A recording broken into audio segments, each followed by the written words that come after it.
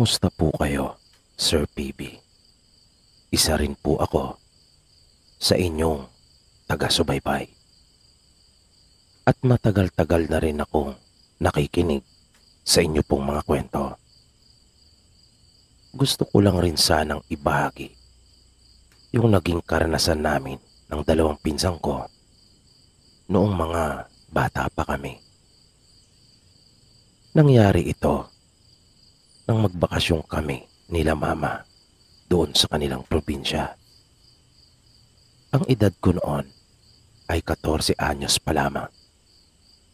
At halos kaidaran ko lang rin yung dalawang pinsang nakasama ko nang mangyari sa amin yung itinuturing kong pinaka nakakatakot na pangyayari sa buhay ko. Masaya naman ang mga unang araw namin doon sa probinsya. Nakilala ko yung mga kamag-anak ni mama sa unang pagkakataon. At nakasundo ko naman kaagad yung mga pinsang ko. Lalong-lalo na yung mga halos kaidarang ko lang na sina Edwin at Kaloy. Nung ikalimang araw na namin doon, ay namasyal uli sila sa bahay nila Lola. Doon kasi kami tumuloy noon ni Mama. Hanggang sa magkayayaan na pumunta sa bahay nila Edwin. Magkakalayo po ang bahay doon sa kanila. Yung bahay nila Lola ay nasa may paanan ng bundok. Habang yung kanila Edwin at Kaloy naman ay nasa bandang itaas na bahagi. Yun yung unang pagkakataon na makaranas ako ng mga mahabang lakaran, lalo na sa bundok. Sa Maynila na kasi ako ipinanganak at lumaki. Pero baliwala naman sa akin iyon dahil mahilig naman ako sa sports at adventure. Nagpaalam lang akong sandali nung kay mama at lola. Pagkatapos ay umalis na kami. Sinabi rin ng mga pinsang ko sa kanila na doon na kaming tatlo matutulog. At karaniwan naman iyon doon sa probinsya. Bago kami dumiretso kanila Edwin, ay dumaan pa muna kami kanila Kaloy. Mga 3:00 pasado na ng hapon noong mga oras na iyon. At naabutan namin ang tatay niya na nanananggot. Ito yung paraan ng pagkuha ng tuba sa puno ng nyog. At nakita ko nga na nasa itas ng puno ang tatay ni Kaloy na si Uncle Gado. Noong mga sandaling iyon ay abalang-abala sa ginagawa. Uncle kasi sa halip na tiyo ang tawag doon sa kanila at Uncle ang bigkas sa halip na uncle. At sigurado naman akong makakarelate yung mga tagapakinig mo po, Sir PB, na mga taga-probinsya. May sinabi sila Kaloy sa tatay niya habang nasa paanan kami ng puno. Maya-maya ay nakita kong bumaba na si Uncle Gado na may mahabang kawayan na nakasabit sa kanyang balikat. Bali doon pala inilalagay yung mga nakukuha niyang tuba. Maya-maya ay nagpaalam sandali sa amin si Kaloy at patakbo itong umalis. Makaraan ng ilang sandali ay nakita kong tumatakbo pa rin itong lumapit sa amin na may dala ng isang baso. Medyo nahulaan ko na kung ano ang gagawin namin noong mga sandaling iyon. At hindi nga ako nagkamali. Nang salinan na nito ang baso, matapos na ilapag ng tatay niya yung mahabang kawayan kung saan naroon ang tuba.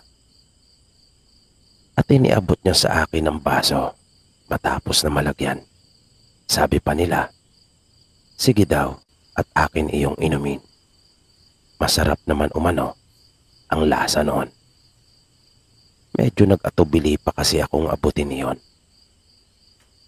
Nang nasa kamay ko na iyon, ay tinitigan ko pa iyong sandali. Kung kaya, muli nila akong kinumbinsi. At sinabing wag daw akong mag-alala.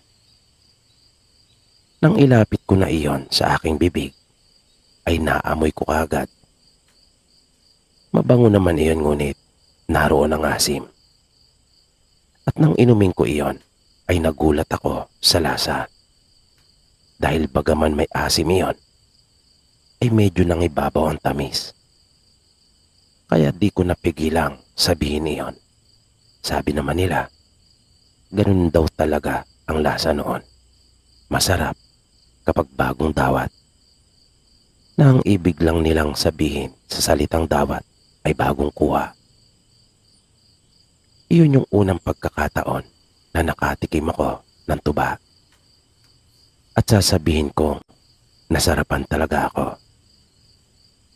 Pagkatapos kong uminom, ay sila Edwin at Kaloy naman ang sumunod. Pati si Uncle Gado ay tumagay rin.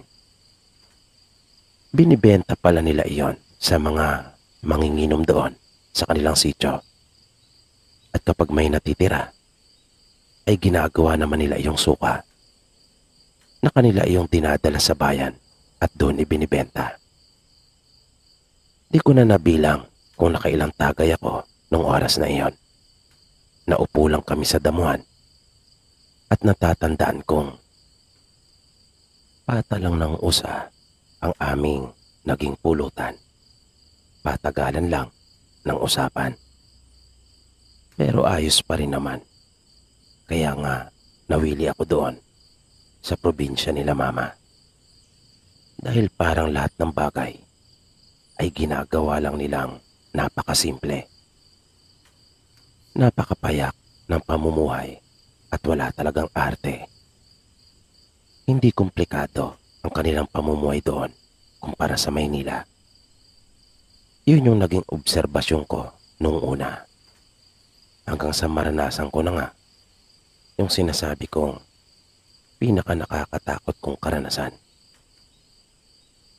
Nang napansin naming mababa na ang araw, ay nagsabi si Kaloy sa tatay niya na kanila Edwin kami matutulog, kung kaya aalis na rin kami maya-maya.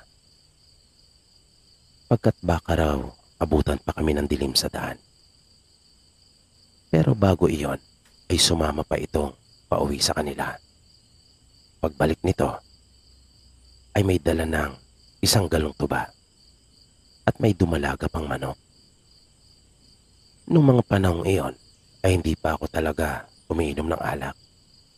Ni hindi nga rin ako naninigarilyo. Pero sila ay tila ba sanay na. Habang nasa daan ay nagtanong ako sa kanila kung malayo pa ba yung bahay nila Edwin. Dahil parang ang haba na ng nilakad namin. At napansin ko rin na patakip silim na. At saglit na lang ay kakalat na ang dilim. Sinabi naman nilang malapit na. Kaya nagpatuloy pa kami. Pero makaraan ang ilang minuto pang paglalakad ay may narinig kaming tatlo na boses. Na tila ba humahangos iyon. Na hindi ko nga talaga masabi kung hinihingal ba o tinig ng sobrang kasabikan yung aming narinig. Kaya sa kagustuhan naming malaman kung ano iyon, ay nagmamadali naming pinuntahan kung saan ang gagaling yung tunog na iyon. At nagulat kami sa tumambad sa amin. Halos hindi ako makapaniwala na mararanasan kong makakita ng dalawang taong nagtatalik sa gitna ng kabundukan. Pero mga ilang hakbang lamang iyon sa daan. Siguro ay naisip nila marahil na bibihira lang naman ang dumaraan doon.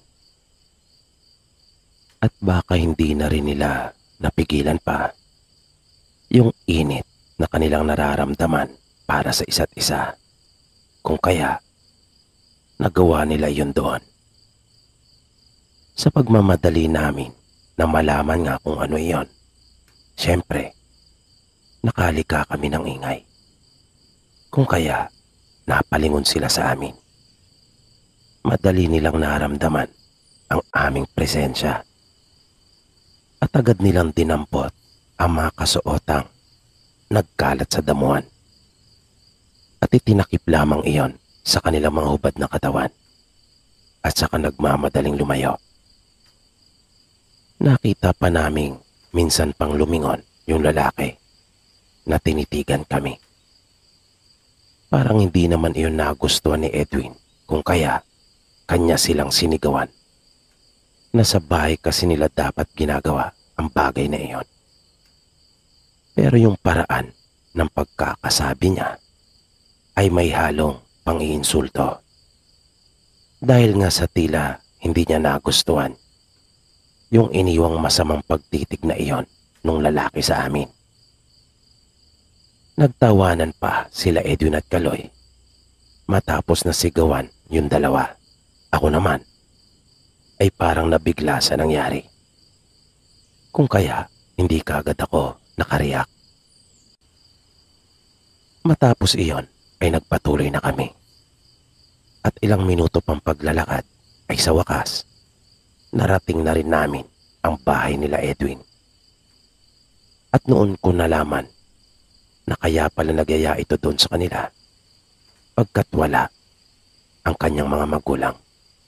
Umalis ang mga ito at nagpunta sa kabilang bayan na siya lang pala ang tao sa kanila. Kung kaya, malaya niyang magagawa ang gusto. Mabilis nilang sinindihan ang 3 lampara na nakalagay sa iba't ibang panig ng kanilang bahay. At pagkatapos, ay nagpadingas na ng apoy si Edwin at nagpakulo na ng tubig. Habang si Kaloy naman ay kinata yung manok. Na narinig ko pang nagbiro ito kung kanya raw bang sasahurin yung dugo at iipunin para kay Edwin. Na mabilis namang sumagot yung isa at sinabing ano raw bang akala niya sa kanya? Aswang? Sabi pa nito kay Kaloy, kanya na lamang daw sahurin iyon ng bao at ilagay sa isang kanto ng bahay upang daanan ng aswang mamaya. Nabagaman nagtatawanan sila habang nagpapalitan, pero iba ang dating noon sa akin, na para bang kinabahan ako sa kanilang mga sinasabi. Kaya nanatili lang akong tahimik. Maya-maya ay biglang lumapit sa akin si Edwin at sinabing marami daw kasing aswang doon sa kanilang probinsya. At kanya pa akong tinanong kung naniniwala raw ba ako sa mga aswang o kung may naikwento na raw ba sa akin ang mama ko tungkol sa mga ito. Sinabi ko namang wala pang naikukwento sa akin si mama at di ko rin alam kung maniniwala ba ako tungkol dito. Sabi sa akin ni Edwin nung oras na iyon, maniwala daw ako dahil totoo ang mga aswang. Na nakita ko pang biglang sumeryoso ang mukha nito. Nananlaki pa ang kanyang mga mata nang sabihin niya sa akin iyon. Pero bigla itong tumawa ng malakas nang makita niyang nagulat ako sa kanyang mga sinabi. Bumalik siya sa natural niyang pagsasalita at muling inulit sa akin na totoo ang mga aswang. Nang nasa kalagitnaan na kami ng inuman, habang sarap na sarap akong namumulutan, ay biglang naramdaman ko talagang parang biglang umalog yung bahay. Hindi kalakihan iyon, pero Malalaki ang mga haligi noon at parang napaka-imposibleng mapapagalaw iyon nang ganun-ganun na lang, na basta na lang iyong mauuga. At nakita kong halos magkasabay na biglang tumayo sila Edwin at Kaloy. Pumasok sa silid si Edwin at may kinuha na naririnig kong sinasabi pa niya na nagkatotoo daw yata yung kanyang mga sinabi kay Kaloy. Si Kaloy naman ay nakita kong kumuha ng itak at narinig kong tila mayroong nasa may bubungan. Nakasabay noon ay parang binabalya na rin yung kanilang pintuan. Paglabas ni Edwin ay agad niya nilagyan ng lupa yung dulo ng kanyang baril at agad na pinaputukan yung nagpupumilit na makapasok na nasa may pintuan. At alam kong tinamaan niya iyon dahil sa narinig namin iyon na nasaktan. Bigla ring lumikha ng nakakakilabot na tunog yung nasa may itaas ng bahay. Para iyong leon na umaatungal. Sinabi nila Edwin at Kaloy na kanila na lang kunin yung dugo ng manok at yung asin. Bagay na lalong ikinagalit ng mga ito. Pagkat ikinagagalit ng mga aswang na sila ay sabihang daanan o kunin yung asin. Pagkat iyon ay kontra sa kanila. Naramdaman naming parang tumatalo na yung nasa may bubong. Nakaamba naman si Kaloy at nakahanda. Nahawak-hawak yung itak. Nasabi niya, kapag iyon ay lumusot mula sa bubong, ay kanya iyong agad na tatagain. Pero si Edwin ay hindi na hinintay pa na mangyari iyon. Muli niyang nilagyan ng lupa ang dulo ng kanyang baril at pinaputukan din yung nasa bubong. Na kahit sabing paltik lamang yung baril niya, ay hindi ko iyon nakitang pumalya. Ngunit hindi ko rin narinig na nasaktan yung nasa may bubungan. Na ipinagpatuloy noon yung pagsira sa bubong. Kaya, nilagyang muli ni Edwin ng bala yung hawak niyang 38 at muli iyong pinaputukan. Hanggang sa nakita naming biglang lumusot yung paa noon na lumawit talaga sa may itaas hanggang sa kanyang hita. Wala namang sinay na sandali si Edwin. Idinuldul niya yung baril sa lupa at agad na pinaputukan iyon. Kitang-kita kong gumalaw iyon ng tamaan at nagmamadali niyang hinugot ang paang nalusot. Pinasundan pa iyon ni Edwin. Pero hindi na namin sila narinig pa. Ang hinala nila Kaloy, malamang, ay mga aswang yung natsyempuan naming nagtatalik doon malapit sa daan. Pagkat matagal na umanong, walang nanggugubat na aswang doon sa kanila. May mga napapabalita kong minsan pero bibihira na yung mga nanunugod talaga ng bahay. Kadalasan daw ay sa mga handaan na ang mga ito tumitira at nambibiktima. Na iba na umano ang kanilang pamamaraan. At iyan po ang nakakatakot kong karanasan, Sir PB, sa probinsya ng mama ko. Salamat na lang at malalakas ang loob ng dalawa kong pinsan. Hanggang dito na lang po, sir, at maraming salamat.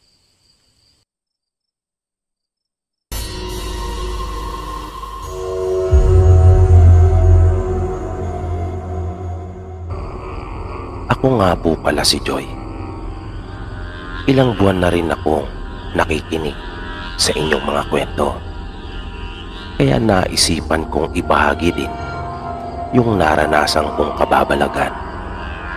Bata pa po ako, Sir Baby, nang unang makaranas ng nakakatakot na pangyayari.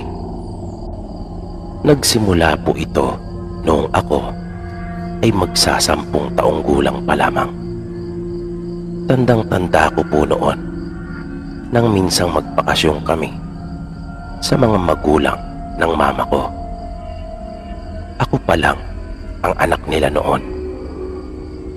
Nang dumating kami sa bahay nila Lola, ay nagtungo kagad kami noon sa kwarto upang magpahinga dahil na rin sa sobrang pagod. Malayo po kasi yung probinsya nila mama. Tawid dagat po iyon. Yung bahay nila Lola ay medyo malaki pero luma na. Bali ilang henerasyon na rin ang nanirahan doon. Natayo umano ang bahay nung panahon pa ng Kastila. Kilala ang pamilya nila mama sa kanilang probinsya. Takbuhan sila ng mga taong nangangailangan. Sila rin ang isa sa mga namimili ng kopra doon sa kanilang lugar. Bali doon kami natulog noon nila mama at papa sa isang silid sa itaas. Madali akong nakatulog dahil nga sa pagod. Nang makaramdam ako ng lamig dahil sa simoy ng hangin na pumapasok mula sa bintana, ay nagising ako. Pero di ko pa rin iminulat ang aking mga mata at kinapa ko lang yung kumot. Sa puntong iyon ay medyo nagtaka ako nang hindi ko na naramdaman ang mga magulang ko. Wala na akong katabi, naisip ko. Dahil doon ay natakot ako pagkat naalala ko yung itsura ng kwarto nang pumasok kami. Malaki ito na nakakatakot dahil na rin sa makaluma nitong disenyo. At pagkatapos ay mag-isa na lamang akong naroon. Kaya agad na akong bumangon. At nang nakaupo na ako, ay napasulyap naman ako sa may bintana nang may maaninagan akong naroon. At napasigaw ako ng ubod lakas. Sabay tayo nang makakita ako ng isang nilalang na mayroong malapad na bakbak na nakakatulad ng sa paniki. Alam ko na ang tinatawag na manananggal noon dahil may napanood akong pelikula tungkol dito. Kung hindi ako nagkakamali, ay Shake, Rattle and Roll yata iyon. Pero ang nakita ko kasi ay hindi naman putol ang katawan. Mahaba din ang buhok nito na nakabuhaghag na para pang ang alambre sa tigas dahil sa nagtatayuan ang mga iyon. Ngunit wala siyang suot na damit. Nakahawak ito sa may grills ng bintana. Nakakatakot ang kanyang itsura. Malaki yung kanyang mga mata at mahaba ang dila. Mabilis na akong tumayo noon at nagtatakbo habang wala akong tigil sa kakasigaw. Nagmamadali kong binuksan ang pinto at agad na lumabas. At dahil sa sobrang takot at pagkataranta ko, nakakadalawang baitang pa lamang ako ay tinalon ko na yung mataas na hagdan. At doon ko nakita ang mga magulang ko na tumatakbo. Kasama sila lolo at lola. Pati na rin yung mga pinsang ko at dalawang kapatid ni mama. Pero huli na dahil tumama na ako sa landing nung hagdan. At hindi maganda ang pagkakabagsak ko. Yun ang huli kong natandaan. tumatakbo sila, naaakyatin sana ako. Dahil nga narinig na siguro nila yung mga ginawa kong pagsigaw. Pero doon na nila ako nakita at naabutan na nakasalampak sa paanan ng hagdan. Dahil sa nangyari ay nabungi ako. Bumaon kasi yung isang ngipin ko at kinakailangan umanong bunutin, sabi nung dentista. Nagkaroon din ako noon ng pilay, sugat sa ulo at bibig. Nang muli akong magkamalay ay nasa ospital na ako. Tapos na ring matay ang mga sugat ko. Nang mag-usisa sila ay aking ikinuwento kung ano yung aking nakita. Si Mama ay wala lang imik. Pagdating namin sa bahay ay nagpatawag si Lola na manggagamot. Pinahilot nila ako at pinatingnan. At lumabas nga yung imahe ng aswang na aking nakita. Nagalit noon si Lolo dahil nalaman kong pinadaanan na rin pala si Mama ng aswang noong dalaga pa siya. Sabi nila Lola, hindi taga roon sa kanila ang gumagawa noon, kundi taga ibang lugar. Sa galit nila Lolo at Lola ay kanilang hiniling sa manggagamot na parusahan yung gumawa noon sa akin.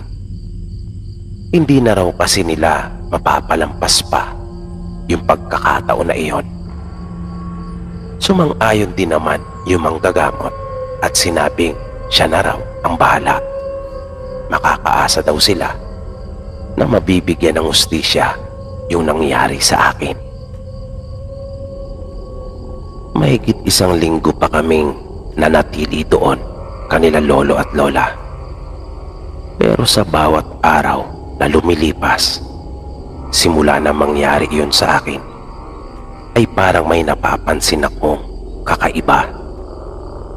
Tila may mga pagbabagong nangyari sa akin. Noong una ay masaya ako sa aking nararamdaman. Magaan kasi palagi ang aking pakiramdam. At may mga magaganda akong larawang nakikita sa aking isipan na basta na lamang sumisingit ang mga iyon. Pero habang tumatagal ay parang hindi ko na iyon nagugustuhan. Dahil may mga nakikita na akong hindi ko dapat makita. Tulad na lamang nung minsang maliligo ako. Habang naglalakad ako papunta sa banyo ay bigla na lamang may dumaang anino sa aking harapan. Mabilis iyon na mas maliit lamang sa akin ng kaunti. Kaya sa takot ko ay hindi na ako nagtuloy pa sa banyo upang maligo. Minsan naman, nang papaakyat na kami ni Mama sa silid para matulog, nasa pangatlong baitang pa lamang kami, ay may nakita akong nakatayo doon sa itaas ng hagdan. Hindi iyon gumagalaw, pero hugis tao talaga na nakabelo. Kaya hinawakan ko sa kamay si Mama at pinigilan ko siya. Hinila ko at inaya siyang bumalik. Sabi ko, samahan niya muna ako sa kusina dahil nauuhaw ako. Na nagtaka si Mama dahil kagagaling lang namin doon. Pero nagpumilit pa rin ako at nagdahilan na lamang. Sinabi ko nauuhaw uli ako. Kaya minabuti niyang magdala na kami ng tubig sa muli naming pag-akyat. Nang nasa hagdan na kami uli ay wala na doon yung nakita ko. Kung kaya nakahinga na ako ng maluwag. Pero hindi doon natapos yung mga pagpaparamdam at nakikita ko. Isang araw nang nasa kusina ako at kumakain ng hinog na mangga, habang si Mama at Lola naman ay abalang nagluluto ng tanghalian, ay napasulyap ako doon sa may sala. Nakita kong naroon si Lolo at nakaupo sa kanyang tumba-tumba na naroon iyon sa may biranda. Nakabukas ng maluwang ang pinto kung kaya kitang-kita ko siya. Madalas ay doon ko talaga siya nakikitang nakaupo. Paborito niyang pwesto iyon. Bali nakatalikod siya sa amin at doon siya nakatanaw sa malapat nilang palayan. Dumampot ako ng isang mangga sa mesa at naisipan kong ibigay sa kanya. Nang malapit na ako kay Lolo, ay bigla akong nagtaka nang wala na ito doon. Wala nang nakaupo sa tumba-tumba. Pero patuloy itong gumagalaw at habang lumalaon ay mas bumibilis pa. Kaya sa takot ko ay nagmamadali akong bumalik na ng kusina. Umahangos pa ako nang maupong muli sa gilid ng mesa. Napansin pala ako ni Mama. Kanya akong tinanong kung ano raw ang nangyari sa akin at bakit ako namumutla. Para daw akong nakakita ng multo. Umiling lang ako at sinabi kong wala. Ako naman ang nagtanong sa kanila kung nasaan si Lolo. Sumagot si Lola at sinabing maaga itong umalis at hindi pa nakakabalik. Pinuntahan daw nito yung inaalok na baka sa kanya. Dahil sa mga narinig ko ay kinilabutan talaga ako. Naisip ko kasi na kung kanina pang wala si Lolo ay sino yung nakita ko nakaupo doon sa tumba-tumba. Sa halos 2 linggo naming pananatili doon sa bahay nila Lolo at Lola ay napakaraming kababalagan na kong naranasan. Iyon yung unang pagbabakasyon ko doon sa kanila at hindi ko iyon makakalimutan. At ang isa pang nakakatakot kong karanasan doon ay nung natutulog na kami. Nang bigla akong magising ay nakita kong mayroong nakaluhod sa aking tabi. Talagang halos himatayin ako dahil sa sobrang takot nung sandaling iyon. Na kahit nakayuko lamang ito at hindi gumagalaw ay binalot talaga ako ng matinding sindak.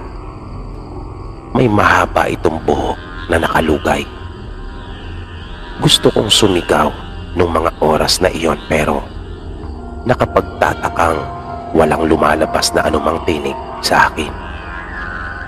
At nang sinusubukan kong igalaw ang aking katawan ay hindi ko iyon magawa. Hindi ako makakilos. Balak ko sanang tumagilid upang talikuran iyon nang upang hindi ko na makita. Pero parang namanhid ang buo kong katawan. Para akong nanigas. Ang ginawa ko noon ay pumikit na lamang ako. Sa isip ko ay sinasabi kong sana ay mawala na iyon. Sinasabi ko na ayaw ko na iyong makita. Ilang minuto ko ring ginawa iyon hanggang sa maglakas loob akong idilat ng bahagya ang aking mga mata upang alamin kung naroon pa ba iyon. At laking ginawa ang naramdaman ko nang makita kong wala na ito. Para akong nabunutan ng tinik sa aking lalamunan dahil doon. Simula noon ay lagi na akong nakakakita ng mga hindi magagandang pangitain. Kahit pa nakabalik na kami sa Maynila. Nakalauna naman ay nasanay na rin ako. Parang naging normal na rin sa akin ang mga bagay na iyon nung uli. Kahit ngayon, paminsan-minsan ay may mga nararamdaman pa rin ako at nakikita. Pero hindi na kasing dalas tulad nung dati. Sa aking palagay, nangyari ang lahat ng ito nung magbakasyon kami noon sa probinsya nila mama. Malakas ang kutob ko at hinala na nag-ugat ito, bunga ng pagkakadisgrasya ko doon sa hagdan. Ang pagbabakasyon ko na iyon kanila lolo at lola ay hindi na muling naulit pa. Parang nadala ako. Tila ba nagkaroon ako ng phobia? Kaya iyon yung una't huli kong pagbabakasyon sa kanila. Kahit pa nga nung pumanaw sila nang magkahiwalay na taon, ay hindi talaga ako napilit ng mga magulang ko na sumama sa kanila. Yung dalawang kapatid ko ay napapayag nila. Hindi rin naman kasi kami nagkukwento sa kanila tungkol sa mga naranasan ko doon. Kapag nagtatanong sila kung bakit ayaw kong sumama, ay iba yung ibinibigay naming dahilan. Pero talagang sinisikap nila mama at papa na maisama nila ako. Sabi pa nga ni mama ay namatay na raw yung nang aswang sa akin noon. Binigyan umano ng sakit ng manggagamot na pinakaiusapan nila lola. Pero ayoko talaga. Hanggang dito na lang po sir ang kwento kong ito tungkol sa aking mga naging karanasan. Sana po ay magustuhan nyo rin po ang ibinahagi kong ito. Sa totoo lang po, habang tinatype ko ang kwento kong ito sa cellphone ko, ay may naaninagan akong kamay sa tabi ng higaan ko. Pasado 12:00 na rin po kasi. Nakatayo lang naman siya sa tabi ko. Marami pong salamat sir sa patuloy niyong pagbibigay sa amin ng kwento.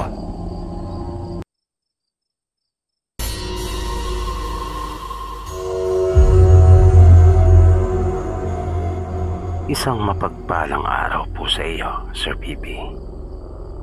Palagi po akong nakasubaybay sa inyo pong mga kwento.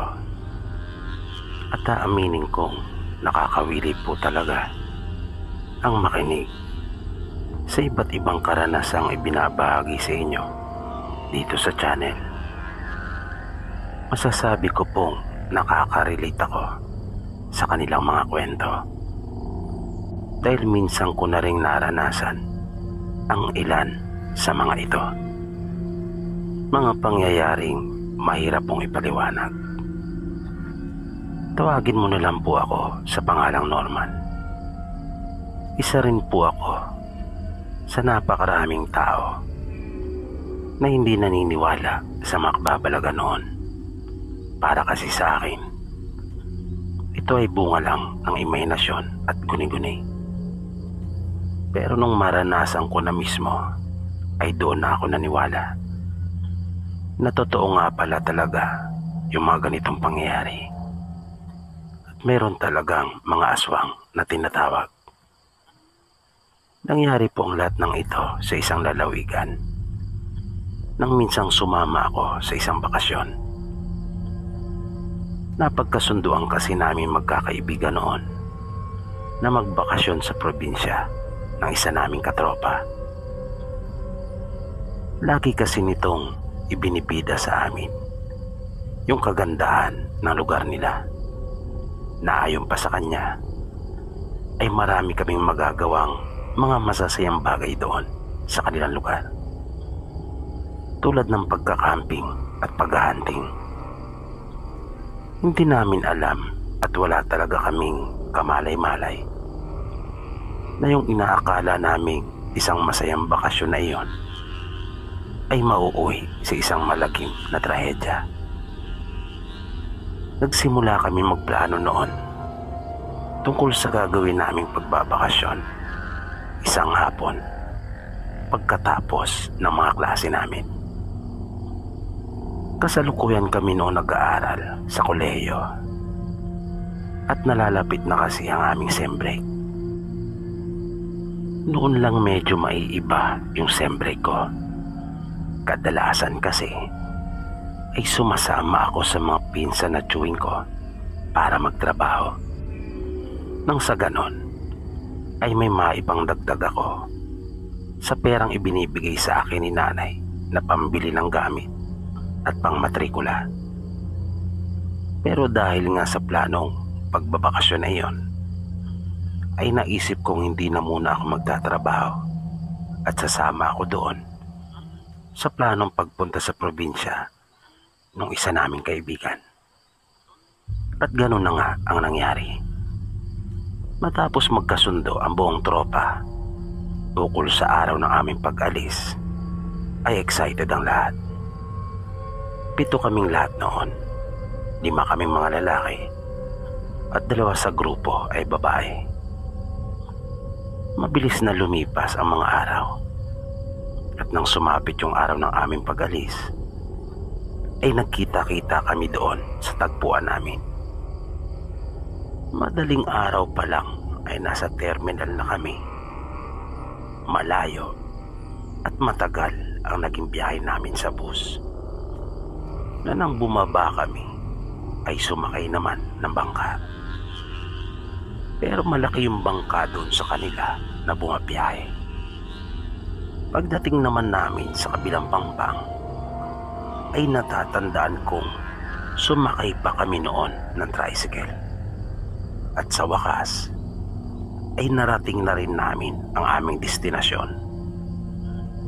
Noon lang ako nakaranas ng ganong kahaba at katagal na biyahe.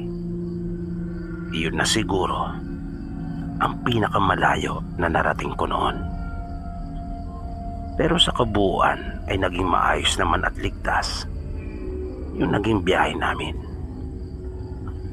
Ipinakilala kami ni Ricky sa kanyang mga kamag-anak. Bali bahay ng kapatid ng nanay niya yung aming tutuluyan. Nang dumating kami doon, ay wala naman kaming napansin na kakaiba, Sir PB. Normal naman ang lahat. Kaya nga masayang-masaya kami noon. Panay ang pag-iinat namin habang nilalanghap yung sariwang hangin. Ang ganda ng lugar nila. Talagang luntian yung kapaligiran at magaganda yung mga tanawin. Kaya nung puntong iyon ay nasabi ko pa nga sa aking sarili na sa ganong lugar ako maninirahan at magkakaroon ng pamilya. Nakakasawa na kasi yung ingay at polusyon sa Kamaynilaan. Malaking malaki talaga ang pagkakaiba. Naputol lang yung pagmumuni-muni ko noon nang tawagin na kami at yayaing mananghalian. Nang papasok na ako ng bahay, ay parang may napansin akong babae na nakasilip doon sa may gilid ng isang malaking puno. Ako kasi ang nahuhuli sa aming lahat. Pero nang ituon ko doon ang aking paningin, ay bigla naman iyong nawala. Hindi ko na nakita pa roon yung babae. Kaya nagtaka ako. Pero naisip kong marahil ay guni-guni ko lang yon. Pagkat walang dahilan para hindi ko yun makita kung talagang naroon siya at hindi ako namamalikmata lang. Kaya pinagwalang bahala ko lang iyon. Pagkakain ng tanghalian ay naupo kami sa labas ng bahay at doon nagkwentuhan. Pinag-usapan din namin yung aming mga gagawin habang naroon. Kinapunan ay dinala kami ng mga pinsan ni Ricky sa may burol na malapit doon sa kanila. Sabi nila ay mayroon daw silang ipapakita sa amin na isang yungib. Kaya natuwa naman kami at na-excite na makita iyon. Nang naglalakad na kami papunta doon, ay maraming mga malalaking puno kaming nadaanan. Ang nakakatakot ay nung marating na namin yung sinasabi nilang yungib. Pa-vertical ang entrada noon Ibig sabihin ay isang butas ang pinakabukana na para makapasok ay kailangan mong babain. Pero medyo may kataasan. Kaya pala may dala silang lupit at mga flashlight. Dahil madilim din sa loob noon. Habang naroon kami sa itaas sa may bukana, ay sinubukan pang ang ilawan iyon ng pinsan ni Ricky. At nakita namin kung gaano yung kataas. Sa tansya ko ay mga nasa 38 feet. Nakita namin naghahanda na yung mga pinsan niya. Itinali nila yung dalawang lupit na dala doon sa isang malaking puno na nasa malapit sa butas. Yun ang gagamitin namin para makababa. Kinabahan ako. Yun ang unang pagkakataon na gagawin ko iyon sa buong buhay ko. At sigurado akong kahit yung mga kaibigan namin ay ganon rin ang nararamdaman nila. Lalo na yung dalawang babae na sina Marian at Elvie. Di nagtagal ay magkakasunod na kaming bumaba. Nauna yung mga pinsan ni Ricky at kanila kaming inalalayan habang bumababa. Maayos naman kaming nakababang lahat. Pero nang unang beses pa lang na tumapak ako doon sa loob ng kuweba na iyon, ay nakaramdam kaagad ako ng kakaiba.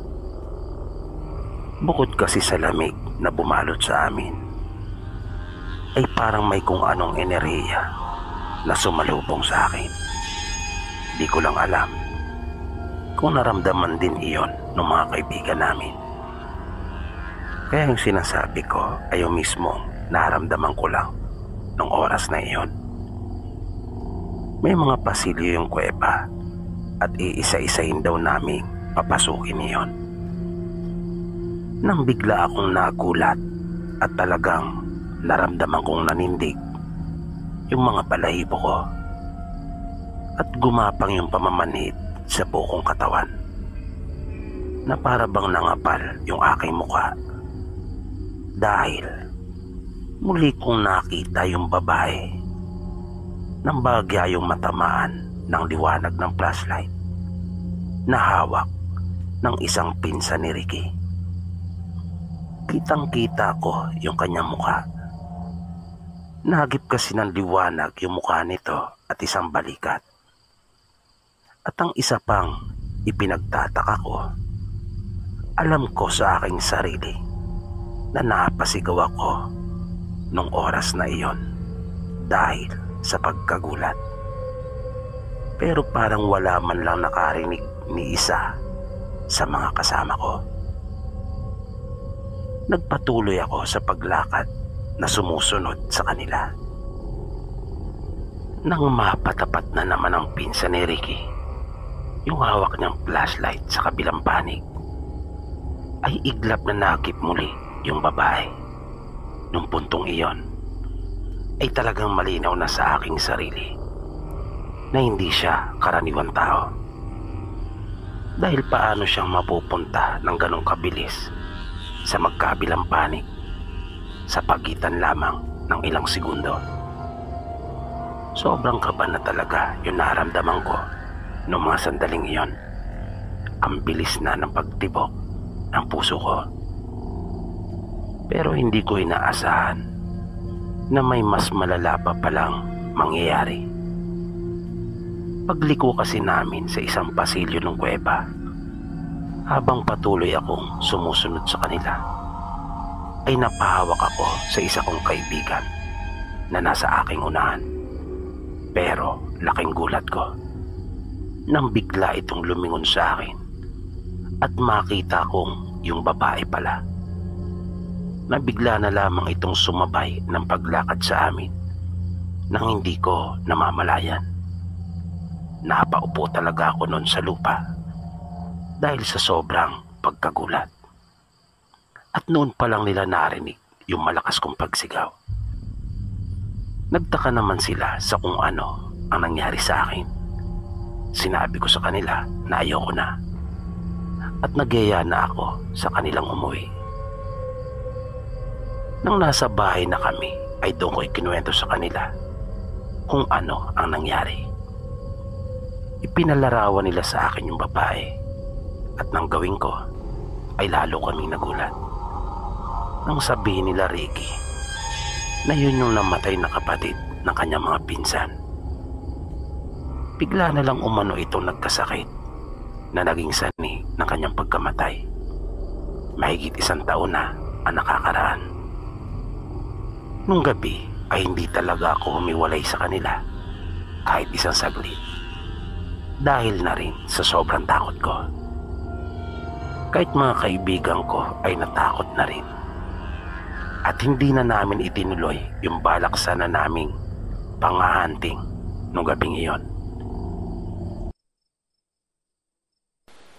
Dito po natin pansamantalang tinatapos ang kwentuhan po natin para sa gabing ito. At kung inyo pong nagustuhan ang ganitong uri ng mga content, ay huwag nyo na po sanang ipagdamot pa ang inyong like at mag-subscribe na at pindutin ang bell icon at i-click ang all para lagi kayong updated sa tuwing may bago po tayong i-upload na kwento. Mag-comment na rin at ibahagi kung mayroon din kayong mga naging nakakatakot na karanasan sa comment section. Maraming salamat po at hanggang sa muli.